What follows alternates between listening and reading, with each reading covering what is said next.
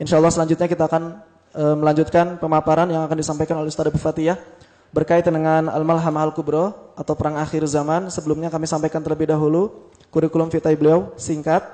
Nama Abu Fatihah Al-Adnani, tempat tanggal lahir Jakarta 18 Agustus 1975, alamatnya Ponpes Darus Syahadah, Simo Boyolali, Jawa Tengah.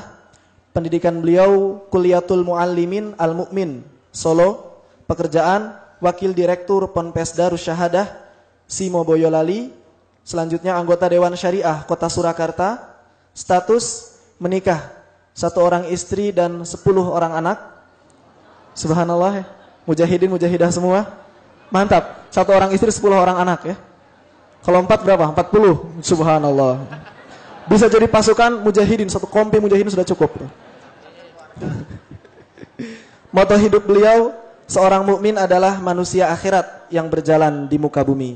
Allahu a'lam bishawab. Selanjutnya kami serahkan pada Al-Ustaz. Tafadhal masykuran. Bismillah.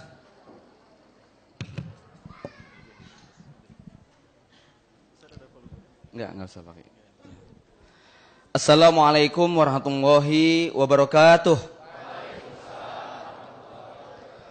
Innal hamdalillahi nahmaduhu wa nasta'inuhu wa nastahdihi wa natubu ilaihi wa na'udzu billahi min syururi anfusina wa min sayyiati a'malina.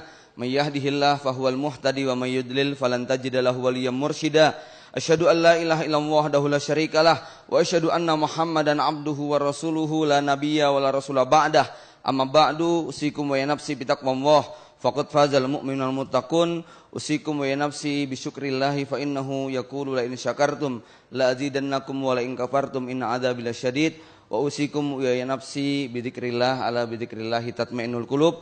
Bapak Ibu jamaah rahimakumullah, alhamdulillah pada pagi hari menjelang siang ini dengan nikmatnya Allah mudahkan urusan kita. Allah mudahkan hadir pada majelis ilmu dan zikir. Mudah-mudahan merupakan majelis yang para malaikatnya turut hadir bersama kita. Salawat serta salam semoga senantiasa tercurah kepada Nabi Muhammad sallallahu alaihi wasallam, kepada keluarga, kerabat, sahabat dan orang-orang yang setia meniti jejaknya sampai hari kiamat. Mudah-mudahan kita adalah umat beliau yang dijanjikan syafaatnya pada yaumul qiyamah. Amma ba'du, Bapak Ibu kaum muslimin wal muslimat rahimakumullah. Di sesi awal Ustadz Ahmad Baikuni sudah banyak memaparkan hal-hal yang terkait dengan akhir zaman walaupun secara global. Dan pada sesi yang kedua saya diminta berbicara secara spesifik tentang nubuat perang akhir zaman yang oleh sebagian para pemerhati disebut sebagai Armageddon. Walaupun saya tidak tertarik untuk menyebut nama tersebut lantaran tidak satu pun dalam ayat maupun hadis doif bahkan menyebut nama Armageddon. Tetapi kita mengenal dengan istilah Al-Malhamah Al-Kubra. Bapak Ibu jamaah rahimakumullah, berbicara tentang Malhamah Al-Kubra itu seperti kita berbicara gedung besar langsung pada lantai yang terakhir. Sulit rasanya kita membayangkan bagaimana lantai itu berdiri tanpa kita memahami pondasi. Maka saya juga harus berbicara sedikit tentang kenapa itu bisa terjadi. Ya. Kemudian yang kedua, berbicara tentang nubuat atau perang akhir zaman ini dilematis. Di satu sisi nubuat ini memang harus disampaikan. Tetapi di sisi lain dampak negatif tidak boleh muncul dengan pemahaman yang setengah-setengah. Karena apa? Ada beberapa orang yang mengkaji, mempelajari, mendalami tema semacam ini, yang muncul adalah depresi, yang muncul adalah lemah semangat, tidak bergairah. Yang mau haji jadi dibatalkan, nanti ada huru-hara lagi, ya. Yang mau nikah sebentar lagi kiamat. Bahkan ada sebagian orang yang kemudian membaca buku kami, memutuskan untuk tinggal di gunung, menyimpan beberapa ton kurma, ya, memelihara kambing untuk menghadapi akhir zaman, ya. Tentu saja ini menjadi menggelikan. Nah, disinilah nampaknya harus dipisahkan antara memahami nubuat dengan beramal. Beramal tidak boleh dengan panduan nubuat. Beramal ini adalah panduannya seperti apa Rasul memerintahkan. Hijrah ke Syam itu bukan gara-gara kita membaca hadis Ibnu Hawalah tadi alaika bisyam, bukan. Ya, itu dalilnya tidak salah, tetapi prakteknya ini sangat butuh kepada bagaimana realitas. anak, istri, keluarga yang mau kita tinggal, negeri yang mau kita tuju, kemudian fasilitas yang mau kita lewati dan sebagainya. Ini harus menjadi pertimbangan, bukan hanya baca dalil lalu jual aset. Ya, habis itu kemudian sudah natawakal ala Allah. Tentu tidak sesederhana ini. Kalau itu yang dijadikan sebagai panduan, akan banyak madorot yang ditimbulkan. Apalagi kalau itu dilakukan oleh seorang tokoh yang kata-katanya diikuti. Makanya Bapak Ibu jamaah rahimakumullah, mohon maaf, mungkin ada beberapa hal yang dalam hal ini kami tidak berani menyampaikan karena tidak semua kebenaran harus disampaikan.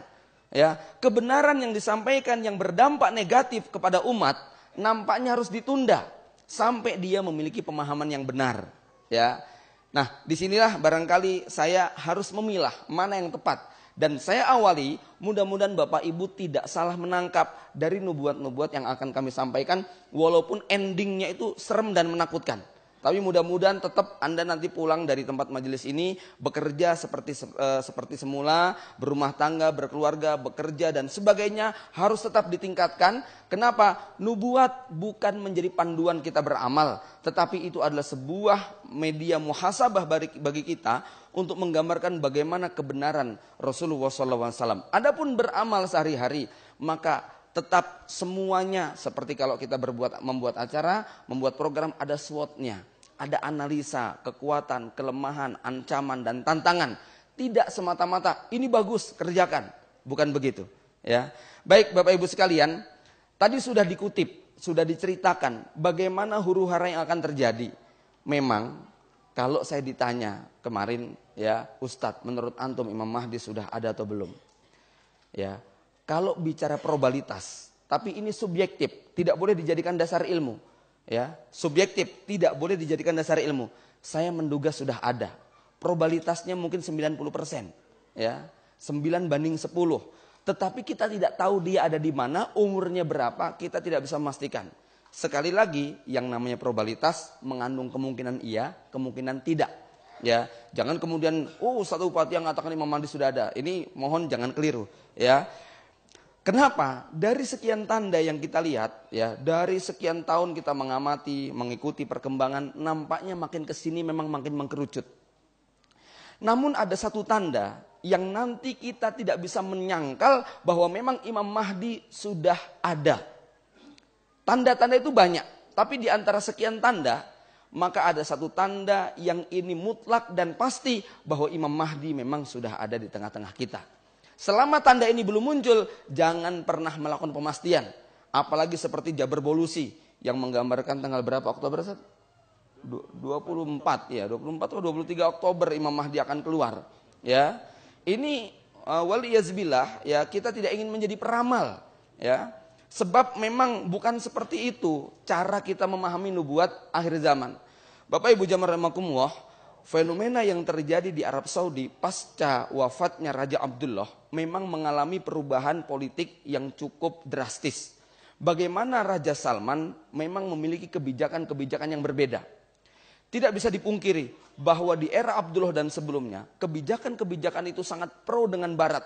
Kita akan melihat banyak sekali foto-foto Raja Abdullah berangkulan, berciuman dengan George Bush, dengan Obama. Ya, hal yang tidak terjadi pada zaman Raja Salman. Kita lihat bagaimana Obama datang, kemudian azan asar berkumandang, ditinggal oleh Raja Salman. Raja Salman menurut satu riwayat, beliau umur 10 tahun sudah hafid Quran. Beliau levelnya itu hanya gubernur. Tidak layak sebetulnya kemudian tiba-tiba naik sebagai seorang amir. Tetapi faktor kebijakan dan kebiasaan di Arab Saudi menjadikan beliau kemudian diangkat sebagai raja yang paling tepat dibandingkan calon putra mahkota yang lain. Nah, lalu kebijakan-kebijakan beliau ini sangat berbeda. Terlepas ada perbedaan pendapat di antara para ulama mujahidin, tapi kebijakan Salman hari ini jauh lebih menguntungkan umat Islam dan membuat jengkel orang kafir. Ya, baik itu Amerika sebagai pihak Romawi maupun Iran sebagai pihak Persia. Itu bisa dilihat bagaimana ancaman-ancaman Saudi terhadap Iran, terhadap Yaman, terhadap Bashar Assad. Ini sangat kentara sekali. Wallahu a'lam bishawab. Imam Mahdi yang akan Allah tempatkan di kota Mekah pasti akan didukung oleh orang-orang yang memiliki ideologi Imam Mahdi. Melihat kondisi penguasa Saudi pada zaman dulu, ya, beberapa tahun yang silam, yang kayak gitu, yang lebih pro kepada barat, nampaknya mustahil itu akan terjadi. Namun kalau Allah menghendaki, maka persiapan itu sudah Allah lakukan, ya. Pengkondisian masyarakat itu sudah dibentuk. Sebagaimana Syria. Suriah kalau kita baca 20-30 tahun yang silam, kondisi waktu dipimpin oleh Bashar dan Hafid Asad, lalu kita baca nubuat bahwa itu akan menjadi pusat pemerintahan Imam Mahdi, akan terjadi tempat Malhamatul Kubro, nampaknya mustahil. Kenapa? Masyarakatnya, anak mudanya tidak ada yang ke masjid. Masjid hanya dihuni oleh anak-anak kecil dan orang-orang yang 60 tahun ke atas. Ya, anak-anak mudanya ini betul-betul tenggelam dalam dunia hedonis. Kemudian mereka hidup di tengah rezim Suriah yang menghalalkan mut'ah. Kemudian mereka dipersulit untuk menikah, maka anak-anak mudanya umur 30-35 masih bujangan semuanya, ya. Dan banyak sekali dari mereka yang tidak bisa baca Quran. Bayangkan, ya. Beberapa ulama, beberapa ustadz kita yang dikirim ke Suriah, di sana tugasnya ngajarin anak-anak muda belajar membaca Quran. Aneh bin ajaib. Orang Arab, bahasanya Arab, nggak bisa baca Quran, ya. Dan belajar membaca Quran sama orang Indonesia. Ini kan ajaib. Tetapi begitulah proses yang ingin Allah lakukan. Ternyata dalam hitungan 5 tahun sejak awal revolusi terjadi di Suriah, hari ini sudah menunjukkan perubahan yang sangat luar biasa. Yang seandainya konflik itu terjadi di Indonesia, nampaknya padam segera. Itu ya. Kenapa? Karena secara geopolitik, sosial, dan lainnya tidak memungkinkan untuk bertahan panjang. Ya. Bayangkan, negeri yang ditinggal berjuang sendirian, menghadapi seluruh kekuatan kufur dunia, tapi Allah masih menyisakan orang-orang yang hari ini bisa kita saksikan di layar kaca, di internet, di berbagai macam berita, bagaimana eksisnya kekuatan para mujahidin yang ada di Suriah. Padahal awalnya mereka sipil biasa. Ya, ikhwan fillah rahimakumullah. Maka begitu juga Imam Mahdi yang ada di Saudi, Allah akan siapkan, dan mudah-mudahan perubahan politik Arab Saudi yang hari ini membaik. Yang dulu menangkap para pemuda yang mau berangkat ke Suriah, sekarang malah dianjurkan untuk berangkat. Ini kan, bagaimana 52 ulama menghasung anak-anak muda untuk berangkat ke Suriah, membela kaum muslimin di sana. Padahal 2, 4, 5 tahun yang lalu, keputusannya adalah tangkap para pemuda yang mau berangkat ke Suriah. Kalau dulu ada seorang jamaah haji yang berdoa di depan Masjidil Haram, di depan Ka'bah, Allahumma ansuril mujahidin fi Irak, Allahumma ahlikil kafarah Amerika dan sebagainya. Minta agar Allah memberikan kemenangan kepada mujahidin Irak dan Afghanistan. Itu langsung diciduk oleh aparat, dianggap sebagai teroris. Hari ini lihat bagaimana doa para ulamanya. Nampaknya ada kebijakan-kebijakan baru dan ini menuju kepada arah yang lebih baik. Bapak Ibu jamaah rahimakumullah, maka kemunculan Imam Mahdi ini dimulai dari persengketaan 3 anak khalifah setelah wafatnya sang raja. Ya, kita tidak bisa menebak, tidak bisa memastikan siapa yang dimaksud dengan raja Arab yang akan meninggal dunia, yang kemudian 3 keturunannya akan berebutan. Ada yang menganalisa Raja Fahad, nanti yang rebutan adalah Abdullah dan kawan-kawan. Ternyata Raja Fahad meninggal dunia, tidak ada perebutan. Itu, oh bukan Raja Fahad, Raja Abdullah. Oke, Raja Abdullah meninggal dunia. Ternyata kemudian hari ini kita belum menemukan adanya perselisihan. Oh mungkin nanti Raja Salman. Nah itulah yang namanya nebak-nebak. Ya, apa yang disebut kali ini besok bisa menjadi salah. Tetapi okelah, hari ini Raja Salman masih hidup. Tapi seandainya, saya katakan seandainya raja yang dimaksud itu adalah Raja Abdullah, lalu akan terjadi perebutan kekuasaan, berarti kemungkinan usia pemerintahan Salman tidak akan panjang. Akan ada kudeta dari orang-orang yang tidak suka dengan kebijakan Saudi, yang itu dilakukan oleh putra-putra mahkota yang lain yang masih pro dengan Barat. Dan kita tahu bahwa memang putra mahkota yang lain pro dengan Barat. Bahkan lebih Barat daripada orang Barat. Ya. Oh kalau Anda lihat foto-foto mereka, gaya hidup mereka, Al-Walid bin Tolal itu istrinya telanjang. Gitu kan? Tinggalnya, hidupnya itu di Amerika, di London, di Eropa. Itu orang-orang Arab semacam itu. Ya. Nah, kalau mereka tidak tahan dengan kebijakan-kebijakan yang dilakukan oleh Salman, boleh jadi mereka lah yang akan merongrong. Atau yang kedua, setelah kalau memang raja yang dimaksud dalam hadis ini adalah Raja Salman, ya, maka kemungkinan setelah wafatnya sang raja nampaknya di bawah Raja Salman ini sudah siap saling cakar dan saling berebutan. Nah, kalau itu sudah terjadi, nampaknya nubuat berikutnya yang akan kemudian menjadi kenyataan, munculnya seorang pemuda yang bernama Imam Mahdi. Bapak Ibu jamaah rahimakumullah, saya minta mohon maaf nih, kayaknya saya minta butuh waktu tambahan, ya.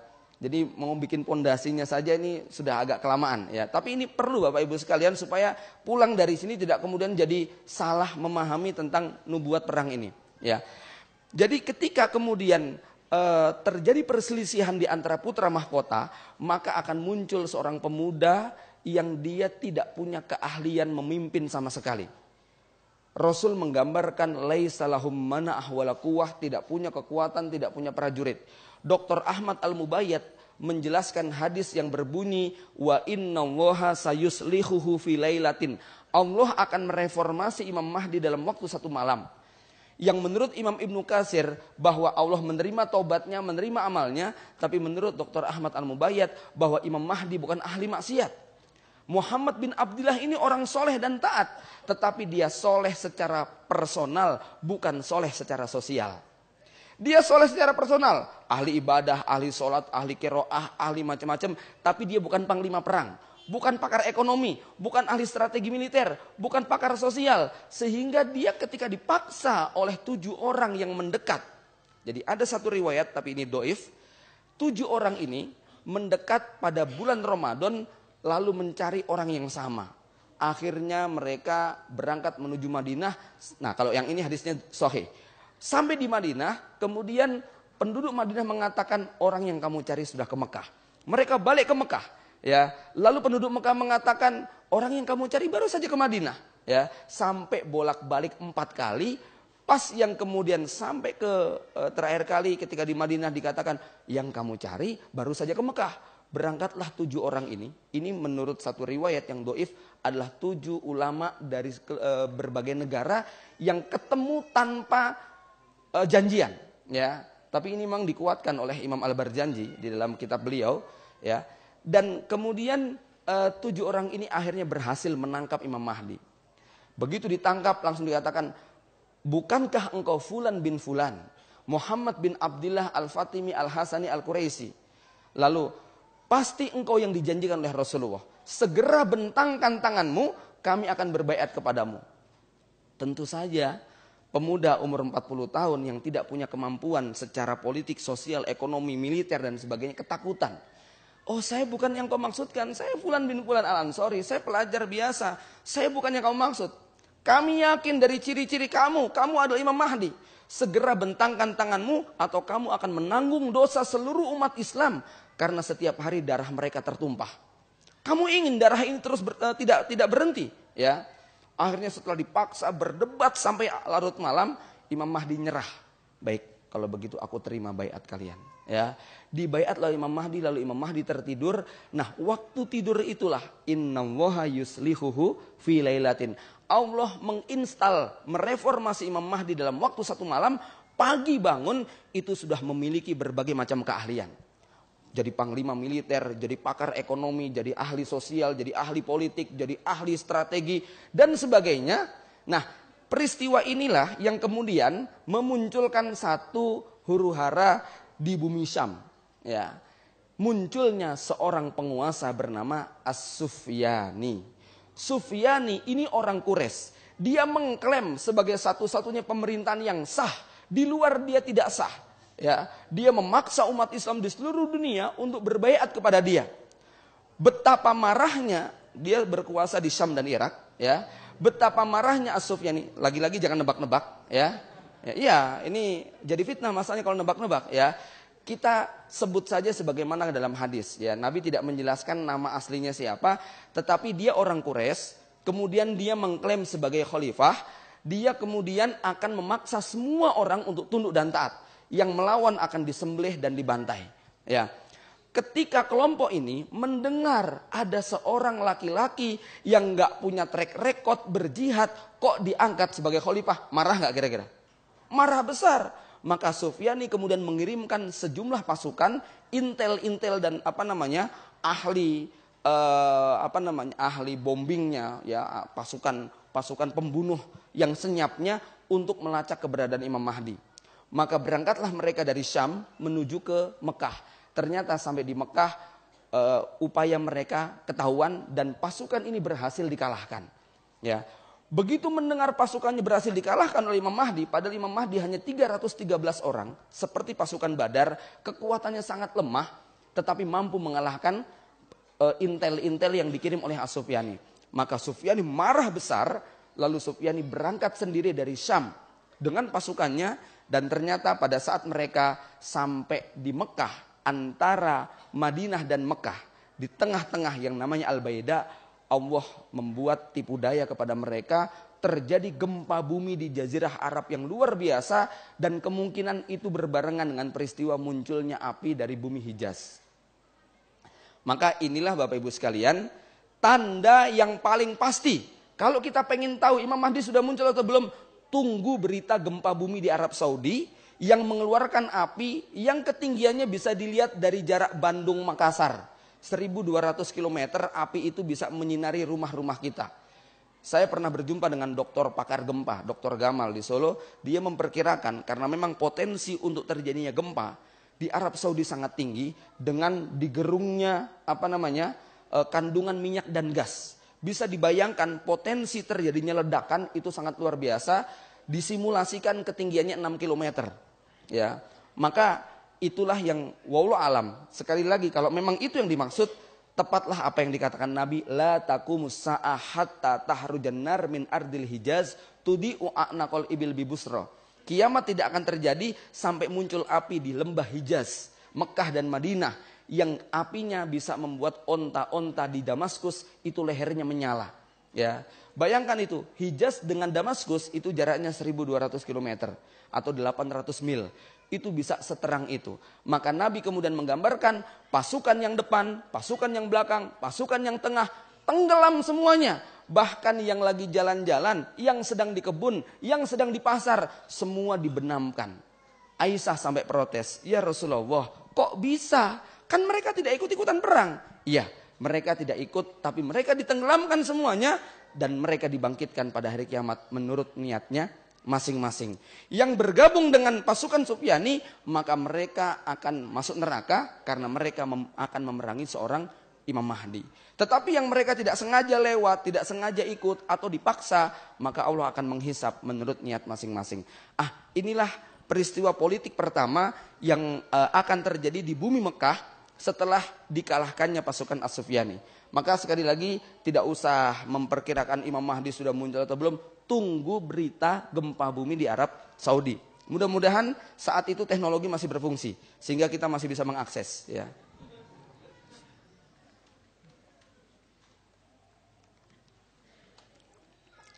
Berita tentang kemenangan Imam Mahdi dan tenggelamnya Sufyani ini akan menjadi hot news ya. Ya, jadi menjadi headline di seluruh media. Itu yang membuat kemudian pasukan dari Khurasan, dari Afghanistan, dari Irak, kaum muslimin dari berbagai penjuru itu berbondong-bondong masuk ke kota Mekah. Inilah yang kita kenal dengan pasukan Ashabu Royatisud. Itulah kenapa Nabi mengatakan setelah peristiwa perebutan kekuasaan akan muncul bendera-bendera hitam dari arah Khurasan. Nampaknya inilah satu-satunya hadis yang dianggap paling sahih tentang Ashabu Royatisud. Adapun selain daripada riwayat ini, semua derajatnya rata-rata doif atau mungkar. Ya. Tetapi kedoifan dan kemungkaran hadis tidak menghapuskan kebenaran adanya pasukan Panji Hitam yang akan bergabung dengan pasukan Imam Mahdi. Nah Bapak Ibu jamaah rahimakumullah, seperti Rasulullah yang singgah hijrah ke kota Madinah. Langkah awal Rasul itu menjalin hubungan dengan Yahudi dan Nasrani di tempat. Membuat perjanjian damai. Inilah yang akan dilakukan oleh Imam Mahdi setelah menguasai Arab Saudi. Maka seperti disebutkan di dalam hadis, ya, takzuna jaziratul Arab. Kalian nanti akan memerangi bangsa Arab. Fayaftahuhallah. Lalu Allah akan memberikan kemenangan. Jadi langkah pertama seluruh jazirah. Jazirah itu meliputi yang namanya Arab Saudi, Uni Emirat, Qatar, Bahrain, Kuwait, ya, Yaman, Oman. Ini masuk dalam wilayah jazirah. Kita tahu yang namanya jazirah, ya, hari ini berada dalam cengkraman barat. Para pemimpinnya, penguasanya itu pro barat semuanya. Ya, pro Romawi. Tetapi kemudian ya, Yang terjadi adalah bahwa setelah Imam Mahdi berkuasa di sana, wallahu a'lam bishawab, hari ini kalau para pemuda Yaman, Oman, Qatar, Bahrain sudah banyak yang memiliki semangat jihad, begitu besok Imam Mahdi berkuasa di Arab Saudi, kira-kira kayak apa mereka? Luar biasa semangatnya. Saat itulah Barat akan ketakutan. Padahal investasi mereka di Arab Saudi dan Jazirah itu luar biasa. Entah berapa triliun nilainya. Tentara Amerika yang ada di Arab Saudi saja mencapai 400.000 orang. Dengan keluarga, anak istrinya. Mereka bikin sekolahan, mereka bikin perkampungan. Sampai semacam itu. Ya, maka melihat kaum muslimin yang sudah mulai bersatu, Amerika dan Eropa menghitung ulang kalau mau ngelawan. Maka kata Nabi SAW lanjutannya adalah summa takzuna Faris. Setelah seluruh jazirah Arab dikuasai, maka apa? Langkah berikutnya adalah penaklukan Persia. Kenapa Persia harus ditaklukkan? Siapa itu Persia? Hari ini kita bisa lihat bagaimana Iran didukung oleh kekuatan yang namanya Rusia, Cina, Korea. Ini adalah satu imperium. Sebagaimana dulu Bapak Ibu sekalian kita tahu kekuatan itu simbolnya cuma 3. 1 Romawi yang ada di sebelah barat, 2 Persia yang ada di sebelah timur, 3 Islam yang ada di antara tengah-tengah keduanya. Ya. Di akhir zaman kata Rasulullah, "Utum haitsu badatum." Kalian akan kembali lagi seperti dulu kalian memulai. Salah satu makna yang kami paparkan adalah eskalasi politik ya, kemudian akan terbelah mengkerucut menjadi 3 kelompok besar. Kelompok Romawi, ya, kemudian kelompok Persia dan kelompok Islam. Saya khawatir Indonesia ini kalau kita lihat-lihat agak lebih dekat kepada Persia. Apa buktinya? Investasi Cina luar biasa. Kedekatan para pejabat dan penguasanya kepada Iran itu sudah fakta. Maka Arab Saudi membaca ini semuanya, mereka pengen juga tanam saham di Indonesia. Ya, wallahu alam, mudah-mudahan nanti kita lebih dekat kepada Arab Saudi. Ya, saya dengar Presiden Jokowi menerima berapa triliun dari Arab Saudi gitu ya. Kemarin sudah datang, kemudian minta kuota haji, kemudian Arab Saudi akan berinvestasi dan lain sebagainya. Ya, kemudian saya dengar bagaimana Ustadz Yusuf Mansur diundang ke Saudi. Ini Arab Saudi memang pengen merebut hati bangsa Indonesia. Maka kemudian kemudahan untuk kuliah di Mekah, Madinah, Libya dan sebagainya itu dilebarkan. Kenapa? Iran melakukan serangan yang luar biasa. Bagaimana Iran corner ini di mana-mana di kampus-kampus ada, dan pengiriman ribuan mahasiswa Indonesia ke Iran itu luar biasa. Ini Indonesia termasuk yang diperebutkan. Ya, mudah-mudahan nanti bangsa Indonesia lebih dekat kepada Arab Saudi yang akan menjadi pusat kekhilafahan Imam Mahdi. Bapak Ibu jamaah rahimakumullah. Nah, ketika kemudian Arab Saudi dan seluruh jazirah berhasil dikuasai, pada saat itulah terjadi peristiwa perjanjian damai. Ya, antara siapa? Antara kita dengan Amerika. Antara umat Islam dengan Amerika dan Eropa. Kenapa kita berdamai dengan mereka? Ya, yang minta damai walau alam nanti siapa duluan, ya. Tetapi memang strategi Islam jangan pernah memecah front peperangan di banyak tempat. Inilah strategi Imam Mahdi, inilah strategi Rasulullah. Singgah di Madinah nggak langsung nantang Yahudi. Nggak langsung nantang Nasrani. Tetapi apa? Sepakati musuh bersama. Yaitu musuh yang di luar kota Madinah. Ya, maka Yahudi diikat, Nasrani diikat. Perjanjian damai supaya tidak saling mengganggu. Inilah yang akan dilakukan oleh Imam Mahdi pada saat menguasai Arab Saudi. Tidak langsung perusahaan Amerika, Eropa kemudian dihancurkan semuanya. Tapi diikat dengan perjanjian damai. Ya. Salah satu kesepakatan perjanjian damainya adalah seperti yang termuat dalam hadis Imam Muslim. Satu solihunar rum sulhan aminan. Kalian nanti akan berdamai dengan bangsa Romawi dengan perjanjian damai yang sebenar-benarnya. Antum wahum tukot fatat zuna antum wahum aduan min waraikum. Kamu dan bangsa Romawi akan berdamai untuk memerangi musuh bersama. Siapa musuh bersamanya? Sepanjang sejarah kita akan tahu musuh bersama itu bernama Iran atau Persia. Sebab dulu Persia Romawi perang tiada henti. Dan Allah mengabarkan sedihnya umat Islam ketika Romawi kalah. Hati kita lebih tertambat kepada Romawi daripada kepada Persia. Kenapa? Ada sedikit kesamaan ideologi, yaitu sama-sama agamanya Samawi. Yaitu sama-sama punya nabi. Ya. Nah, Persia ini agamanya Majusi, penyembah berhala, penyembah dewa. Dan itu lebih dekat sebagaimana orang-orang ateis yang tidak beriman kepada Tuhan. Ya, maka kita lihat hari ini yang membela Iran adalah Rusia, Cina, Korea, orang-orang yang tidak mengenal agama. Agamanya mereka buat-buat sendiri. Beda dengan Romawi. Terlepas bahwa Romawi pun hari ini menjadi agama pagan, penyembahan terhadap dewa dan berhala, tapi setidaknya Eropa dan Amerika mengklaim sebagai pelindung agama Kristiani. Itu fakta yang tidak bisa dipungkiri bahwa mereka adalah penganut agama Kristen. Dan di akhir zaman itu mereka nanti akan buktikan, ya. Bapak Ibu jamaah rahimakumullah, selanjutnya ketika kemudian kita berdamai dengan bangsa Romawi, maka Persia ini yang kemudian kita kalahkan. Nah, koalisi Islam dan Romawi, hari ini kita lihat Arab Saudi, Amerika dekat-dekat enggak dengan umat Islam? Ya, coba CNN memberitakan kemenangan berita Mujahidin lawan Rusia. Ini walau alam, mungkin ini mukaddimah yang memang Allah siapkan. Kedekatan mereka. Kenapa? Amerika, Eropa sudah capek kerjasama dengan Persia. Kenapa? Ketipu terus. Karena memang akidah mereka akidah taqiyah. Ya, berita yang Bapak Ibu bisa baca, main bola perempuannya saja dari 11 peserta yang 8-nya laki-laki. Ya, pakai jilbab semua. Orang-orang Iran itu. Ya, jadi 11 pemain sepak bola perempuan di Iran itu 8-nya adalah laki-laki, pakai kerudung, pakai jilbab, kemudian pakai macam-macam. Setelah dilacak ternyata Pak laki-laki, begitulah. Ya ini kebanyakan takiyah memang Pak, ya. Jadinya untuk yang main bola saja harus kayak begitu. Nah, oke, Bapak Ibu jamaah rahimakumullah. Kemudian inilah peristiwa yang sangat menakutkan bagi bangsa Persia. Maka bangsa Persia mati-matian mempertahankan Bashar Assad, ya. Dendamnya Persia kepada Arab Saudi sudah dimulai dengan peristiwa Mina kemarin. Nah di sini ada satu psikologis masing-masing negara yang perlu kita pahami. Beda antara karakter Romawi dengan Persia. Romawi digambarkan sebagai manusia yang takut mati. Ya, mereka eman-eman dengan jiwa. Maka Allah menggambarkan la yuqatilunakum la yuqatiluna illa miwarai hijabin, ya.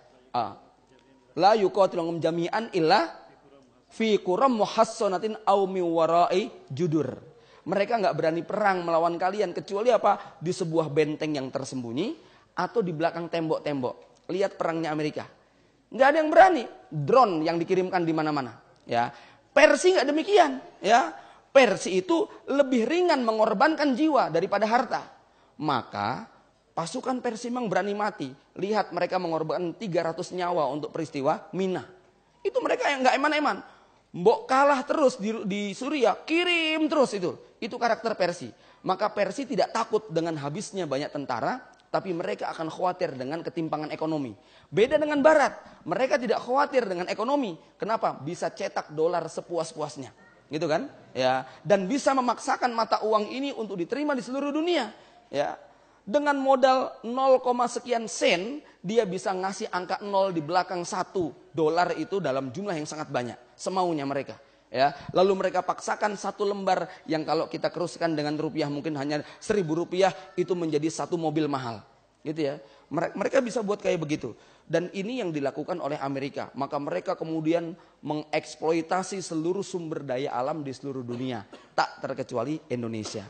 Bapak Ibu jamaah rahimakumullah, maka umat Islam akan bergabung dengan bangsa Amerika dan Eropa. Ya, saya memilih pendapat ini walaupun ada yang mengatakan Rum itu Rusia. Sangat jauh sekali kalau menyebut Rum itu adalah Rusia. Bagaimanapun ibu kota Romawi itu 2. Romawi Timur, Romawi Barat. Romawi Timur itu ada di Konstantin, Romawi Barat itu ada di Vatikan, Italia. Ya, inilah imperium yang hari ini masih ada. Dan kita tahu bahwa pemegang agama Kristen bukan Rusia. Rusia kita yakini sebagai agama penganut agama komunis, ya. Mereka bukan orang Kristen walaupun di sana ada gereja dan banyak orang Kristen. Bapak Ibu jamaah rahimakumullah, inilah perang terakhir dengan bangsa Persia yang betul-betul akan menghabisi seluruh kekuatan Persia. Peristiwa yang sama pernah terjadi 1400 sekian tahun yang lalu pada tahun 19 Hijriah ketika Umar bin Khattab berhasil menaklukkan Nahawan dalam perang Qadisiyah, ya. Maka terwujudlah janji Nabi, idza halaka Kisra fala Kisra ba'dahu. Kalau Kisra Persia sudah hancur, tidak akan pernah lagi bangkit yang namanya Kisra Persia. Maka bangsa Persia sadar, Imperium Persia tidak akan bisa muncul yang kedua kalinya. Mereka kemudian menggunakan nama Islam. Jadilah negara Islam Iran. Hakikatnya mereka adalah Imperium Majusi.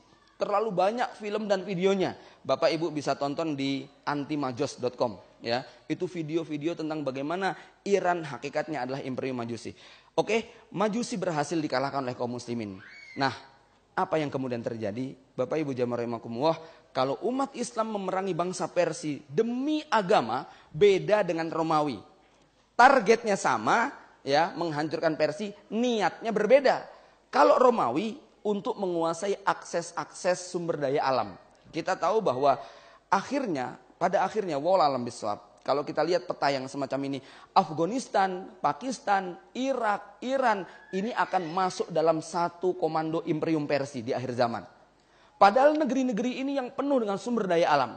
Amerika sebagai bangsa kapitalis yang hidupnya hedonis sangat butuh sumber daya alam yang ketiga setelah cadangan di Arab Saudi dan sekitarnya tidak mungkin dikuasai. Kenapa? Sudah dipegang oleh kaum muslimin. Maka Amerika berharap gunung emas yang ada di Efrat itu akan dikuras, ya. Tetapi Rasul menggambarkan bahwa dalam peristiwa perang ini, ya, dari 100 tentara 99 tewas. Hanya satu yang selamat. Dan Imam Mahdi akan mengingatkan umat Islam, jangan pernah jangan pernah mendekati atau mengambil secuil pun emas yang ada di Sungai Efrat. Dan kita tahu orang-orang Eropa mereka akan buas untuk semangat brutal mengambilinya. Tapi disitulah kemudian dari 100 orang 99 tewas, 1 selamat. Bayangkan kalau ada 100.000 tentara Amerika yang dimasukkan atau Eropa yang gabung dengan di sana, maka akan ada 99.000 yang tewas. Kemudian apa kata Rasulullah? Fatan suruna watagnamuna wataslamun. Kalian kemudian nanti akan menang, dapat ghanimah dan kembali dengan selamat. Kita selamat. Sementara Eropa akan mengalami kematian yang sangat banyak. Ghanimahnya diapain? Gunung emas itu diapain? Imam Mahdi tidak akan membagi kepada orang Eropa. Kenapa? Yas'alunaka 'anil anfal qulil anfalu lillahi war rasul. Ini kemenangan umat Islam. Maka ghanimah itu full 100% milik umat Islam. Ini yang membuat Amerika dan Eropa dongkol ketika pulang dalam perjalanan melewati bukit Marzital di Lebanon, maka orang-orang Nasrani, orang-orang Eropa kemudian berkhianat. Apa yang dilakukan? Mereka kemudian mengangkat salib tinggi-tinggi, teriak hidup salib, salib telah menang. Ini yang membuat kemudian orang Islam merasa ketipu. Akhirnya orang ini dijongkrokkan, jatuh meninggal dunia.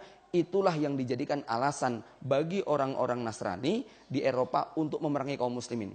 Bapak Ibu jamaah rahimakumullah, Sulhul Hudaybiyah. Siapa yang membatalkan? Orang Quraisy. Kenapa? Ternyata perjanjian yang awalnya dianggap menguntungkan, di akhir perjalanan merugikan. Perjanjian damai dengan Imam Mahdi awalnya dianggap menguntungkan. Tetapi ternyata dalam proses perjanjian damai itu, ada satu peristiwa luar biasa yang menjadi dampak. Apa itu? Migrasi massal orang-orang Eropa masuk Islam, bahkan sampai prajurit dan tentara Romawinya. Maka nanti dalam perang Malhamatul Kubra, kalimat pertama yang diucapkan oleh jenderal Romawi apa? Kembalikan saudara-saudara kami yang masuk Islam. Gitu ya. Lalu apa kata pimpinan kaum muslim? Tidak bisa, mereka sudah menjadi saudara kami, demi Allah kami tidak akan mengembalikan mereka kepada kalian. Bapak Ibu jamaah rahimakumullah, ketika terjadi perjanjian damai, ini perjanjian damai tenanan Pak, ya, bukan nyerah. Perjanjian damai yang hari ini terjadi itu bukan damai, tapi nyerah. Kenapa? Habis perjanjian damai senjata dilucuti. Tapi perjanjian damai dengan Imam Mahdi itu kedudukannya betul-betul duduk sama rendah, berdiri sama tinggi. Kaum muslimin bebas berdakwah, sebagaimana bebasnya Rasul mengirimkan surat-surat dakwah ke luar negeri. Saat itulah Eropa yang tadinya Islamic phobia, ya, obi terhadap Islam. Karena media, salah satu poin perjanjian damai, tidak boleh menghina, tidak boleh mencaci, tidak boleh menghina simbol-simbol agama kami juga tidak akan menghina simbol-simbol agama kalian. Kami akan menghormati simbol agama kalian harus menghormati simbol agama kami. Kami tidak akan menghancurkan gereja, kalian tidak boleh menghancurkan masjid. Kami tidak akan membunuh warga kalian tidak boleh membunuh warga kami. Maka inilah waktu umat Islam berdakwah luar biasa, betapa terkejutnya sipil Eropa demi menyaksikan Islam tidak sebagaimana yang mereka lihat di layar kaca. Ya, Islam ternyata damai, adil, lembut, sopan, santun, luar biasa. Ini yang membuat rakyat Eropa berbondong-bondong masuk Islam. Dan itu yang disebutkan Nabi, tidak akan terjadi kiamat sampai bangsa Eropa berbondong-bondong masuk ke dalam agama Islam. Bapak Ibu jamaah rahimakumullah, ini sudah membuat orang Eropa mikir, ini kalau diterus-terusin, habis rakyat kita. Ya, antum bisa bayangkan, ya, yang namanya kaum muslimin yang pindah ke Eropa, mereka anaknya banyak. Sementara orang-orang Eropa, Anda bisa lihat, suami istri anaknya 1-2. Lihat turis-turis Eropa yang datang ke Bandung, bawa anak nggak Pak? Ya, orang seperti saya jalan berdua istri, kira-kira bisa nggak Pak dalam waktu lama? Nggak bisa, anaknya mau taruh di mana? Ya, tapi mereka bisa loh, sampai umur 40-50 tahun jalan-jalan cuma berdua. Mereka mau enak, nggak mau anak. Ya, jadi itu yang membuat mereka kemudian mikir umat Islam berbondong-bondong memasuki negeri Romawi, sementara kemudian mereka nggak mau punya anak, umat Islam anaknya banyak. Ya, inilah yang membuat bangsa Amerika dan Eropa ketakutan. Akhirnya pengkhianatan dilakukan dengan membunuh, dengan mengangkat salib. Lalu di situ Eropa punya alasan untuk menyerang kaum muslimin. Terjadilah peristiwa yang namanya Malhamatul Kubro.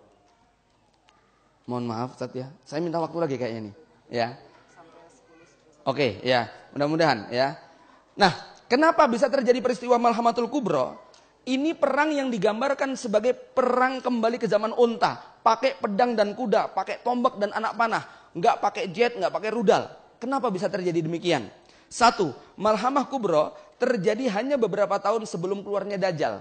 Tadi hadis sudah kita bacakan. Urutannya adalah penaklukan Arab, penaklukan Persia, penaklukan Romawi, kemudian apa? Dajjal. Jadi penaklukan Romawi ini beberapa saat saja sebelum Dajjal keluar. Dan Nabi mengatakan wa inna qabla khuruji Dajjal salasu sanawatin syidat. 3 tahun sebelum Dajjal keluar ada 3 tahun kekeringan ekstrim. Hujan tidak turun, tumbuhan tidak keluar. Tidak setetes pun pada tahun yang ketiga air yang turun ke bumi, tidak ada selembar daun hijau yang tumbuh. Setiap binatang berkuku belah akan mati. Sahabat bertanya, terus makan dari mana ya Nabi? Maka Nabi mengatakan at-takbir wa tasbih wa tahmid yajri mujra ta'am. Makanan kita adalah zikir, ya. Nah, inilah zikir akhir zaman yang kemudian menginspirasi saya menulis tentang zikir akhir zaman. Bapak Ibu jamaah rahimakumullah, kemudian ya kita bisa bayangkan, mari kita lihat dampak susulan daripada peristiwa ini, ya. Kekeringan ekstrim itu berdampak kepada tanaman nggak ada, otomatis semua pabrik industri manufaktur berbasis nabati gulung tikar. Ya toh, pabrik makanan, pabrik minuman, pabrik gandum, pabrik beras, pabrik minyak, semua gulung tikar.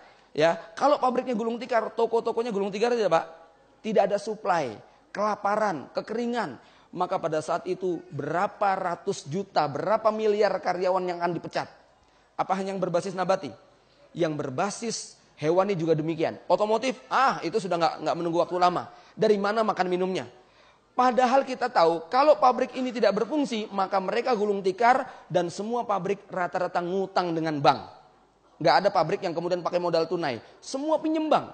80% ekonomi perputarannya ada di dunia keuangan. Ya, baik di bursa maupun di perbankan. Bagaimana kalau kemudian seluruh industri ambruk, bank akan ambruk. Kalau bank sudah ambruk, masih nyetak mata uang kertas nggak Pak? Ya, bagaimana bisa menyetak mata uang? Kalau sudah nggak nyetak mata uang, pegawai negeri sipil yang di Indonesia jumlahnya jutaan masih dapat gaji nggak kira-kira? Ya, bisa dibayangkan dampak susulannya saat itu manusia betul-betul mengalami gonjang-ganjing.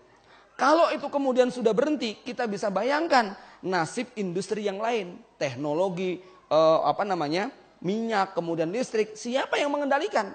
Inilah masa yang sangat kacau. Yang kedua, sebelum Malhamatul Kubro, kondisi dunia mengalami instabilitas yang mencapai puncak stadium tertinggi sampai berdampak pada seluruh lini kehidupan, politik, sosial, ekonomi, dan geografi. Ya.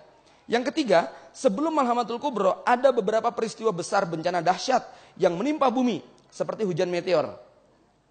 Asar yang menggambarkan adanya hujan meteor pada masa Imam Mahdi, ini adalah asar yang hasan. Disahihkan oleh Dr. Ahmad Mubayyad bahwa tanda kemunculan Imam Mahdi diantaranya adalah hujan meteor. Dan dalam Al-Quran sudah digambarkan banyak ayat tentang ancaman hujan meteor. Ini akan menjadi kenyataan, ya, di masa-masa nanti menjelang Imam Mahdi. Kemudian terjadi surutnya sungai Efrat, munculnya gunung emas dan asap global.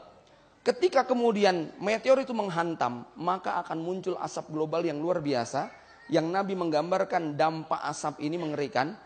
orang kafir akan mengalami peristiwa kulitnya terbakar, melepuh, telinga, mata, hidung, bahkan duburnya mengeluarkan cairan. Kita bisa bayangkan asap lokal yang terjadi di Pekanbaru, di Jambi, yang membuat penduduknya itu 1 bulan lebih tidak melihat sinar matahari. Itu dampaknya sudah seperti itu. Padahal itu hanya asap kebakaran. Sementara asap global yang timbul dari bencana alam dalam bentuk hujan meteor bukan hanya menimbulkan penyakit ispa, tapi ini akan menaikkan virus, bakteri, kuman yang menyebar dengan sangat cepat. Matahari tidak terlihat, ketutup dengan asap, dan ini asap siksa. Maka bisa kita bayangkan, jemur baju nggak kering-kering, ya. Kemudian kondisi kita ini banyak yang sakit, nggak ada obat, nggak ada produksi, nggak ada makanan. Maka pada saat itu dalam satu hadis Ibnu Abbas digambarkan, pada saat itu seandainya kematian ada yang menjual, maka akan ada orang yang membeli. Ya, saking orang pengen mati, nggak tahan hidup yang seperti itu. Inilah masa-masa sebelum Dajjal keluar. Jadi bisa kita bayangkan, yang mengalami kembali ke zaman onta bukan hanya mereka yang di Suriah, tapi ini akan juga kita alami. Ya, hidup kembali ke zaman onta, ya, kembali kepada lampu tentir, ya, kayu bakar, kemudian gerobak. Silahkan siap-siap kalau pengen mengkoleksi aneka macam sepeda dan gerobak, ya. Maka Bapak Ibu jamaah rahimakumullah, ada satu hadis doif yang menganjurkan kita supaya menyimpan bekal makanan 1 tahun. Walaupun sebenarnya hadis ini bisa diamalkan karena itu yang dipraktekkan Nabi. Nabi SAW itu menjatah 9 orang istrinya masing-masing per tahun 20 wasak gandum dan 60 wasak kurma. 3 ton gandum, 9 ton kurma. Itu Nabi menjatah istrinya begitu. Ibu-ibu dijatah berapa per bulannya? Ya. Kita nggak pernah nyimpen, Pak. Paling banter kita nyimpen 2 kilo, 3 kilo, 10 kilo aja udah merasa kebanyakan. Rasulullah itu nyimpen sampai 3 ton, 9 ton per istri per tahun. Ya. Maka menghadapi perang akhir zaman nanti, bangsa Eropa yang lebih siap. Mereka sudah menyiapkan perbekalan dan sebagainya. Tapi mudah-mudahan kita punya kekuatan zikir, ya, yang bisa mengganti fungsi makanan. Kemudian maka kehancuran sistem kapitalis global ini meniscayakan kembalinya kita ke zaman onta. Jadi nanti perang Malhamatul Kubra itu betul-betul perang menggunakan panah, tombak dan sebagainya. Kenapa? Perang itu kok menggunakan tombak, anak panah dan sebagainya? Kita lihat di sini berbagai macam alasan, ya. Satu, perang itu dilakukan berhadap-hadapan, ya. Otomatis kalau perang pakai senjata nggak pakai hadap-hadapan bisa. Itu baris semua. Faida tasofu. Kemudian yang kedua, ketika malam hari perangnya berhenti. Kalau itu perangnya pakai senjata modern, malam tetap jalan, itu kan. Tapi karena malam ini sudah nggak ada cahaya, nggak mungkin perang bawa obor, begitu kan? Ya, karena nggak mungkin mampu menjangkau musuh. Maka malam hari mereka berhenti, besok pagi dilanjutkan. Kemudian yang ketiga, dalilnya ini hadis riwayat Imam Muslim. Kaum muslimin setelah perang menggantungkan pedangnya di pohon-pohon zaitun. Ya, ini perang karena memang di wilayah Suriah, Damaskus, Suriah, Palestina ini adalah tempat perkebunan zaitun. Ya, dan Nabi menyebutkan pedang, bukan yang lainnya. Kemudian yang keempat, wilayah perang yang dipilih adalah A'maq dan Dabik. Kenapa A'maq dan Dabik? Ini panjang sekali ceritanya. Kenapa kok perangnya di wilayah A'maq dan Dabik?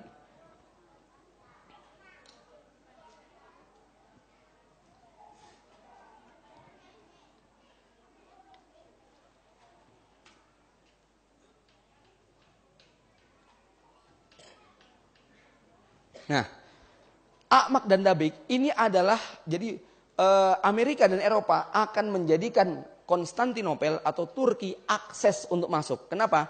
Jalur darat yang paling memungkinkan adalah lewat Turki. Jadi Turki merupakan pintu gerbang. Maka Amerika dan Eropa akan meletakkan pasukannya di wilayah Turki. Jadi di akhir zaman Turki akan berkhianat, dia pro kepada Eropa. Sebagaimana hari ini Turki pun secara politis lebih dekat kepada Eropa. Walaupun secara geografis, ya, secara ideologis mereka masuk kepada Islam, Arab. Tetapi secara politis mereka lebih dekat kepada Eropa. Di akhir zaman, walau alam, kalau nanti Erdogan sudah diganti, lalu kemudian presidennya itu sangat-sangat sekuler, maka Turki akan dibawa kembali menjadi sekuler. Ya. Nah, ini mereka akan bergabung dengan Eropa dan Amerika. Maka kata Nabi, setelah penaklukan bangsa Romawi, ya, langkah berikutnya kata Nabi adalah penaklukan Konstantinopel. Kenapa? penaklukan ini sebagai hukuman kepada bangsa Turki yang berkhianat karena menyediakan halaman rumahnya sebagai tempat parkirnya 960.000 tentara Amerika dan Eropa. Ya, mereka menggunakan pasukan berkuda menyeberang dari Eropa, memasuki Turki, memasuki Damaskus. Bapak Ibu jamaah rahimakumullah, jadi inilah gambaran tentang peristiwa yang akan dihadapi kaum muslimin. Sampai nanti baru kemudian setelah Romawi, kemudian Konstantin, kemudian Vatikan ditaklukkan, maka pada saat itu kaum muslimin mendengar isu yang sangat menakutkan, innad dajjala qad istaula ahlakum wa amwalakum. Dajjal sudah menguasai harta dan anak-anak kalian. Maka akhirnya kaum muslimin enggak sempat mengambil ghanimah di Konstantinopel, mereka kembali ke kota Damaskus. Sampai di sana mereka kemudian menyaksikan sholat subuh bersama Imam Mahdi. Pada saat itulah Nabi Isa turun dari langit. Bapak Ibu jamaah rahimakumullah, Nabi Isa punya misi beberapa, di antaranya membunuh babi, menghancurkan salib, dan yang unik bahwa Nabi Isa ini akan turun di Menara Putih, menara yang dibangun oleh orang Kristen sendiri. Jadi ini yang membangun adalah orang Kristen pakai duit mereka, tetapi menara ini nanti tempat parkirnya Nabi Isa, kemudian turun bukan untuk membela mereka, tapi untuk menghancurkan salib, membunuh babi, membunuh Dajjal, ya. Dan disitulah berakhirnya Imperium Romawi, ya. Bapak Ibu jamaah rahimakumullah, singkat cerita, kalau semua tanda-tanda kiamat kubro yang tadi sudah disebutkan terjadi, maka Rasulullah SAW kemudian mengatakan, fafima ahida ilayya rabbi azza wa jalla anna dzalika idza kana kadzalik. Kalau semua peristiwa itu sudah terjadi, fa inna sa'ata kal hamilil mutimmil ladzi la yadri ahluha mata tafju'uhum biwiladiha lailan aw nahara. Kiamat seperti ibu yang hamil 9 bulan 10 hari. Yang suaminya, anaknya, bapaknya nggak ngerti. Mata tafju'uhum biwiladiha lailan aw nahara. Kapan dikejutkan dengan kelahiran sang jabang bayi? Apakah siang atau malam? Ya, pembukaannya sudah satu, tapi kan nggak tahu detik keberapa nanti akan lahir. Begitulah umat manusia di akhir zaman, ketika seluruh tanda-tanda sudah menjadi kenyataan, maka kiamat seperti wanita yang hamil 9 bulan 10 hari, yang manusia tidak ngerti kapan kiamat akan tiba.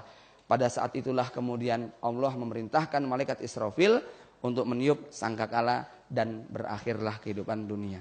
Wallahu a'lam bishawab, demikian yang dapat saya sampaikan. Mohon maaf dengan segala ketergesaan karena waktu yang sangat terbatas. Mudah-mudahan kajian ini tidak membuat kita ciut nyali, tapi justru meyakini kebenaran janji Nabi sallallahu alaihi wasallam. Aku qauli hadza, assalamualaikum warahmatullahi wabarakatuh. Waalaikumsalam warahmatullahi wabarakatuh. Alhamdulillahirabbil alamin, kedua pemateri telah memaparkan masing-masing materinya dan insyaallah sudah memberikan gambaran yang cukup baik bagi sekalian, dan insyaallah selanjutnya kami akan buka sesi tanya jawab. Namun karena memang waktu sangat terbatas, kita sampai maksimal sebelum zuhur. Insyaallah tersedia untuk 2 penanya, 1 ikhwan dan 1 akhwat. Silakan. Yang ikhwan 1, yang akhwat ada? Yang akhwat ada di atas. Baik. Silakan. Sebutkan namanya dan pertanyaannya ditujukan kepada siapa?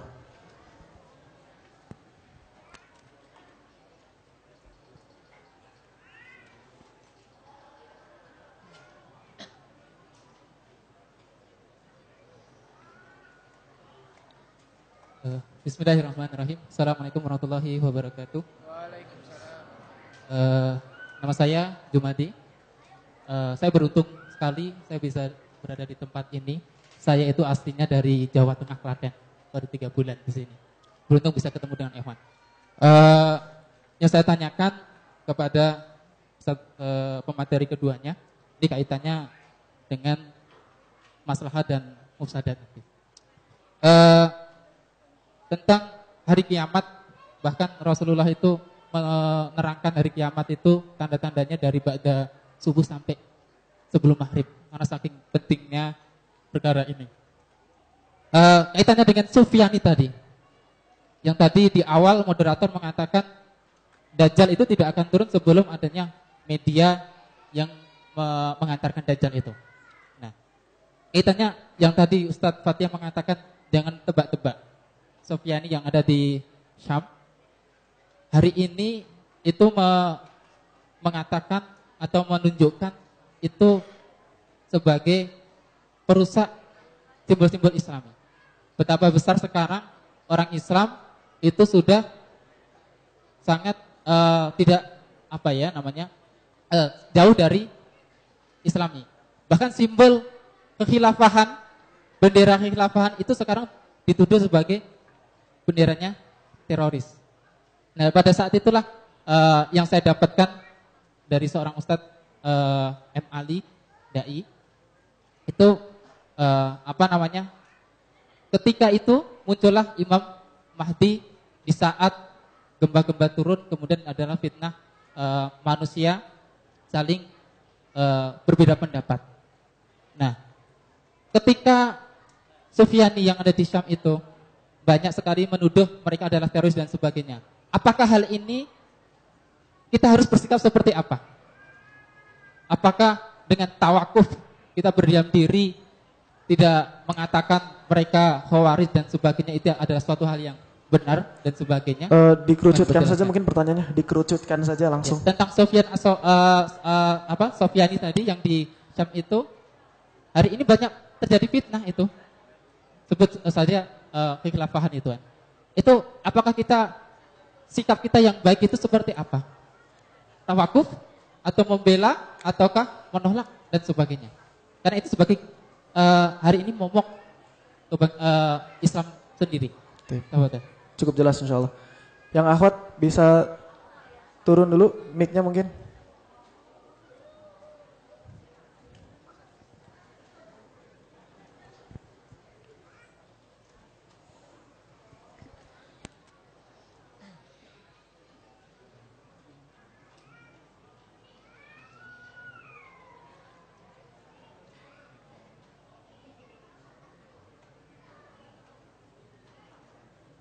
Bismillahirrahmanirrahim. Assalamualaikum warahmatullahi wabarakatuh.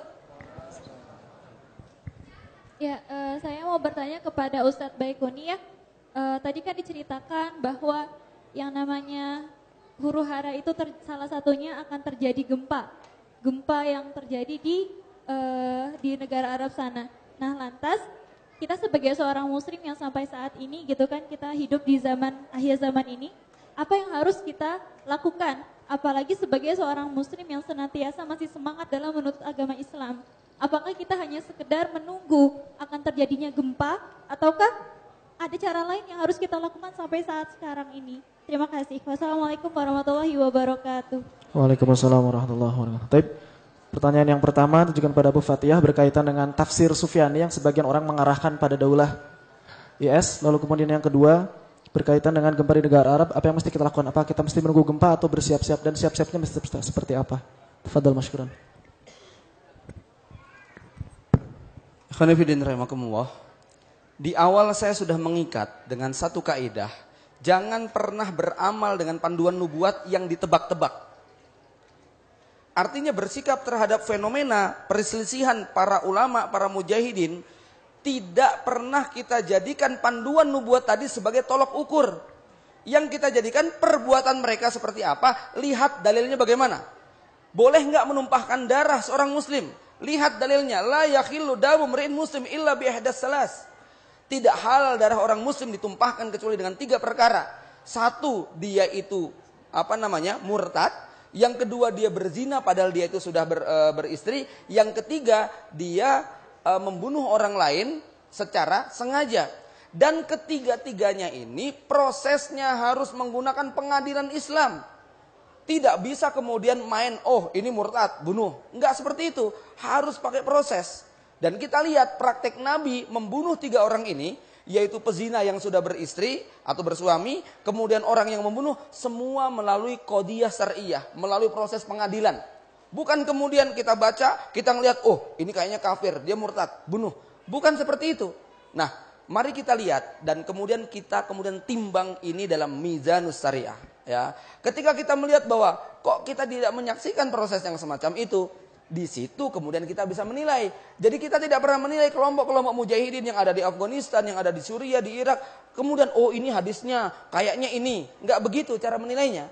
Pastinya akan jadi fitnah. Sebab apa? mereka akan mengklaim, oh hadis ini maksudnya bukan kami, ini hadisnya maksudnya kamu. Ya, kalau sudah kayak gitu nggak akan ada jalan keluarnya. Maka sekali lagi menentukan amalan seseorang tidak pernah menggunakan timbangan nubuat, tetapi timbangannya adalah dalil-dalil syar'i yang berbicara tentang masalah tersebut.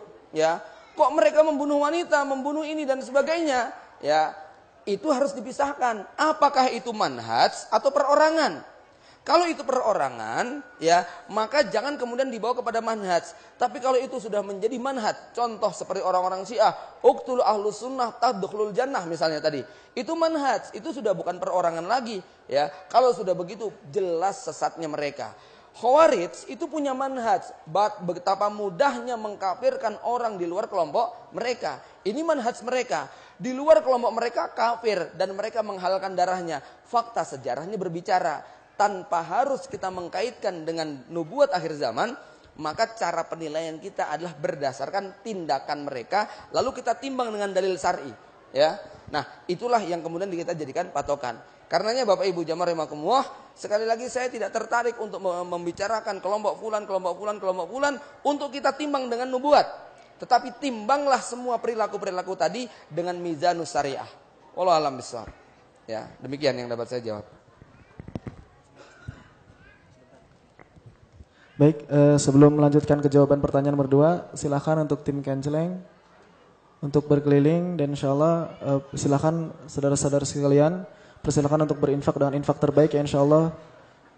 Semua dana yang terkumpul akan digunakan untuk kemaslahatan kaum muslimin, kegiatan-kegiatan dakwah dan lain sebagainya. Jadi silakan untuk nanti ada yang berkeliling dari panitia ya, untuk mengelilingkan Kencelengnya. Jadi silakan untuk berinfak insyaallah sambil menyimak jawaban untuk yang nomor 2 tadi.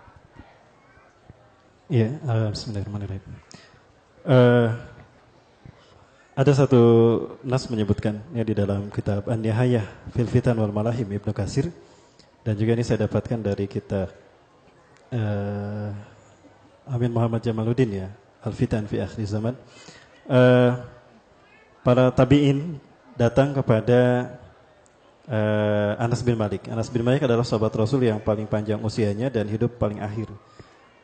Mereka datang mengeluhkan tentang buruknya situasi hidup saat itu. Perekonomian susah, kemudian penguasa pun adalah diktator, kejam, kebijakan yang ada adalah memberikan rakyat, ya, tapi menguntungkan keluarga mereka. Ya, mereka mengatakan demikian. Fasyakawna anil hajaz. Kemudian apa yang dikatakan oleh Anas bin Malik? Isbiru. Ya, bersabarlah kalian. Fa innahu la ya'ti 'alaikum zamanun illa badahu asyadu minhu. Bersabarlah kalian karena sesungguhnya tidak akan pernah datang satu masa melainkan masa sesudahnya jauh lebih buruk dari sebelumnya. Ini fakta apa yang kita hadapi para sekalian. Kehidupan kita makin lama makin buruk. Itu satu. Nah, hal ini kemudian diuraikan dengan hadis-hadis Rasulullah SAW yang bersifat nubuah tadi, dengan berbagai macam petaka dan fitnah yang terjadi di akhir zaman.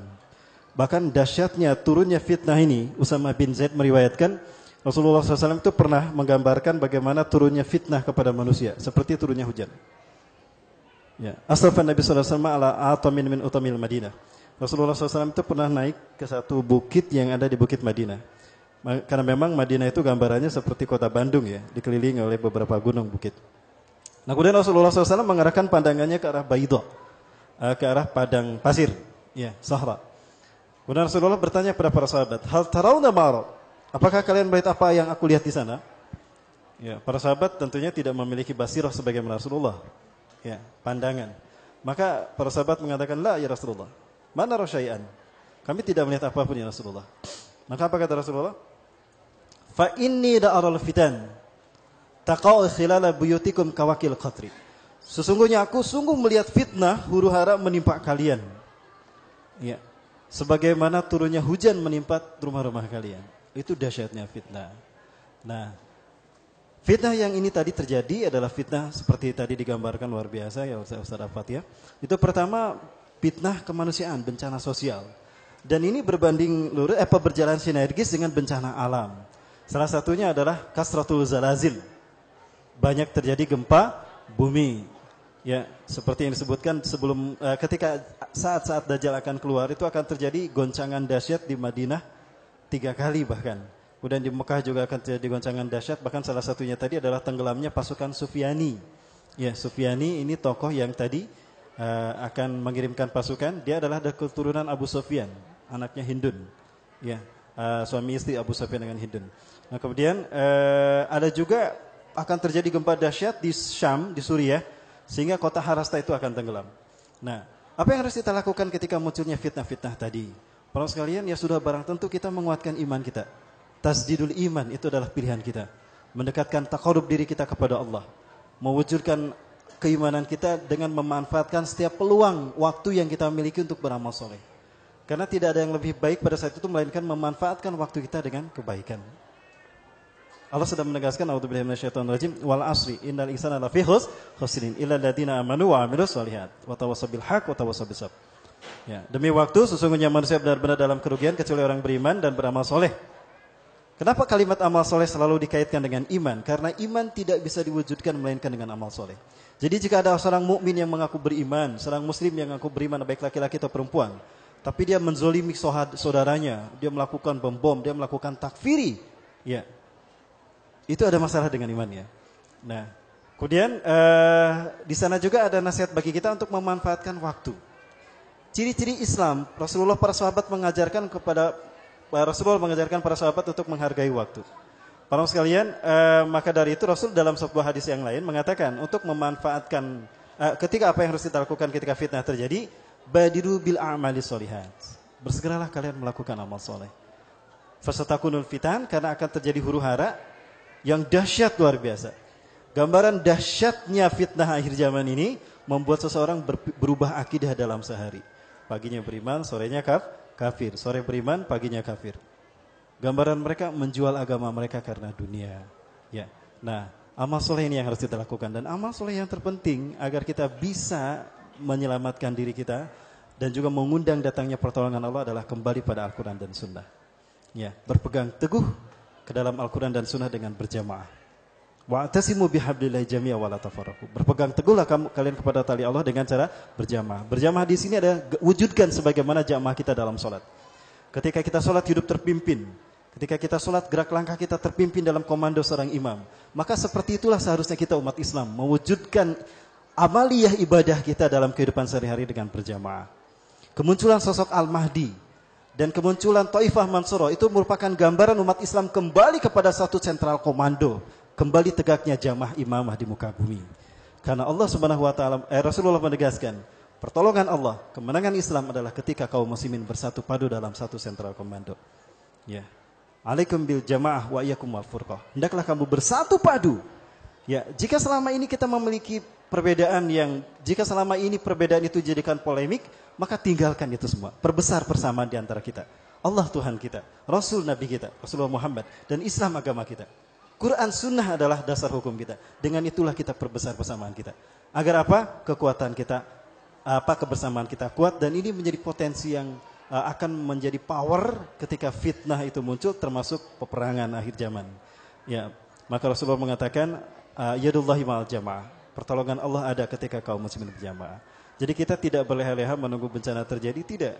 Apalagi tadi sampaikan kita frustasi, depresi dan sebagainya, tidak. Itu tidak baik. Tapi tingkatkan kualitas kita untuk taqarrub kita kepada Allah Subhanahu wa taala dengan mengamalkan perintah Allah secara kafah. Ya. Itu barangkali ya, singkat karena memang waktu sebentar lagi. Terima kasih. Ya, simpulan dari jawaban yang pertama, intinya timbang semua kelompok itu dengan timbangan syariah, tidak perlu mengarahkan satu hadis atau nubuat akhir zaman pada satu kelompok, tapi timbang dengan timbangan syariah. Dan berkaitan dengan apa yang terjadi di Suriah, insya Allah para ulama mujahidin sudah memberikan fatwa mereka, sudah memberikan arahan mereka bagi kita sekalian bagaimana kita bersikap, dan insya Allah itu sudah lebih dari cukup. Dan yang kedua, berkaitan dengan apa yang mesti kita lakukan, intinya dua, iman dan amal saleh. Lalu kemudian jangan lupakan jamaah, wa angtal jamaah walau kunta wahdaka. Dan kau adalah jamaah walau sendirian. Yang penting apa? Yang penting adalah tetap teguh di atas kebenaran, tetap teguh di atas sunnahnya Nabi SAW. Taib, insya Allah di akhir pertemuan kita kali ini saya minta closing statement dari kedua orang ustadz. Cukup 2 menit saja, 2 menit untuk closing statement kita sebelum kita akhiri. Tafadhol. Siapa dulu? Ustaz Abu Fa.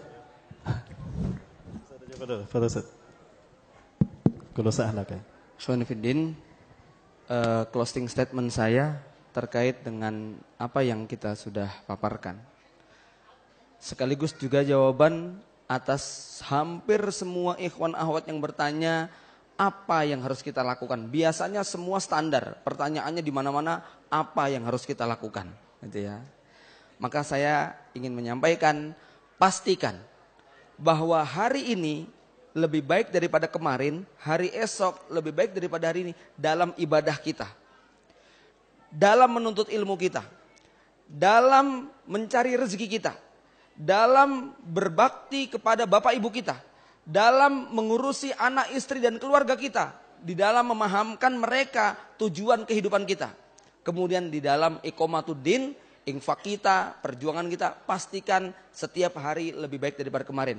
Kalau ini sudah kita lakukan, Anda punya alat kontrol muhasabah, ibadah hari ini lebih baik daripada kemarin, nyari duit hari ini lebih baik daripada kemarin, nyari ilmunya lebih baik daripada kemarin, cinta kita kepada anak istri lebih daripada kemarin, kemudian semangat baca Quran kita lebih baik daripada yang kemarin, membaca buku kita juga begitu, yakinlah kita akan mendapati kondisi yang lebih baik dan lebih siap menghadapi fitnah akhir zaman.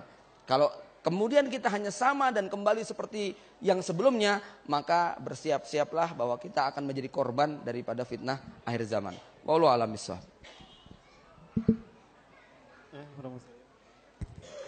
Baik, saya hanya menyampaikan dua hal. Pertama, apa yang diucapkan oleh Imam Masjidil Aqsa ketika saya bertemu dengan beliau di Safai Homan Konferensi Internasional, kemudian di Pendopo Bandung ketika diundang dinner oleh Pak Dada Rosada, dan juga ketika kita transit di Padalarang sebelum beliau ke Jakarta, beliau menyampaikan ketika saya bertanya tentang hadis merah putih ya, punten ini walaupun mungkin bisa jadi pemahamannya salah kaprah, tapi ini fakta para Allah. Ya, saya pernah membaca hadis Rasulullah yang menyebutkan merah putih. Menurut tanggapan Anda gimana? Kebetulan di bendera kami, negara kami benderanya merah putih, Ustaz. Ahadal hadis ya dulu alaina Indonesia, dinana liwauna alama wal abyad. Beliau tersenyum sambil mengelus-elus pundak saya. Kamu bisa aja. Tapi apa kata beliau? La na'taqid himmatana li tahlil al-Quds wa Filistin ala yadil Arabiyyin wal ala Gharbiyyin, walakinna na'taqidu ma'alikum ya Indonesia. Kami tidak berharap merdekanya Palestina, kembalinya Al-Aqsa kepada pangkuan kaum muslimin. Pertolongan secara real, konkretnya datang dari bangsa Arab atau bangsa Barat dengan PBB. Tapi kami yakin pertolongan Allah bisa salah satunya datang oleh kalian hari Indonesia. Allahu Akbar. Ini yang membuat saya dulu saya kecewa, sampai hari ini memang kecewa melihat apalagi fakta realitas kebijakan yang di figur-figur pemimpin kita. Model orang-orang oportunis ya seperti itu. Nah yang kedua, hikmatiar ketika beliau berhasil mobilisasi pasukan, mengusir beruang merah Rusia, mempecundangi Soviet Rusia di tanah Afgan. Selesai mobilisasi pasukan jihad, beliau datang menghampiri kaum mujahid Indonesia, orang Indonesia pertama. Ya, saya orang yang kesekian mendengar cerita ini, orang yang keempat mendengar cerita ini dari beberapa mujahidin, termasuk mujahidin yang suka hadir di sini juga. Ya, beliau ketemu sama orang tadi. Nah, hikmatiar mengatakan, hai Indonesia, illam takum amrud dinina fi hadal balad. Hai orang Indonesia, jika Islam tidak tegak dari bumi Afgan, maka dia akan tegak dari negeri kalian, hai Indonesia. Para sekalian, sepertinya saya berharap mudah-mudahan Allah menyisakan satu lembar sejarah sebelum hari kiamat, di mana lembar sejarah tadi akan diisi oleh perjuangan cerita jihadnya umat Islam Indonesia sebelum hari kiamat. Allahu Akbar. Maka jangan sia-siakan kepercayaan ini. Fakta menunjukkan ketika kami bertemu dengan tamu-tamu dari Palestina, dari Gaza, ya, mereka menyambut kita dengan luar biasa sampai mengatakan ya Indonesia, Filistin biladukum aidan, wa biladukum biladun aidan. Hai Indonesia, ya Palestina adalah negara kalian juga dan Indonesia adalah negara kami juga. Tunjukkan kepada Allah Subhanahu wa taala. Barangkali Allah memang menakdirkan kita bisa menorehkan cerita jihad kita di bumi Allah, baik di mana saja, terutama di Indonesia. Tidak menutup kemungkinan Indonesia akan menjadi bunyi jihad, salah satunya bumi jihad sebelum hari kiamat. Allahu Akbar. Syukran lakum ala sadaqati awqatikum. Assalamualaikum. Waalaikumsalam warahmatullahi wabarakatuh. Alhamdulillah, jazakumullah kepada kedua ustadz yang telah memberikan pencerahan pada kita sekalian. Dan satu kesimpulan yang kemudian bisa kita tarik adalah bahwa hayya na'malis shalihat. Marilah kita beramal soleh, fa antum tuqatiluna bi'amalikum, karena antum sekalian hakikatnya berperang dengan amal-amal soleh kalian, dan itulah akan membuat kita di medan perang baik itu sedang dalam kondisi perang atau dalam kondisi damai. Dan insyaallah pada ikhwan dan akhwat sekalian, jangan lupa untuk persiapkan diri berwudu karena kita akan melaksanakan salat zuhur berjamaah. Jadi jangan langsung pulang ya. Sangat tidak logis kalau kita datang pengajian kemudian meninggalkan salat zuhur berjamaah, ya aneh. Mari kita kemudian siap-siap untuk melaksanakan salat zuhur berjamaah, dan selanjutnya kami serahkan kembali kepada MC. Saya selaku moderator mohon maaf. Aku qouli hadza wa astaghfirullah li wa lakum. Wassalamualaikum warahmatullahi wabarakatuh.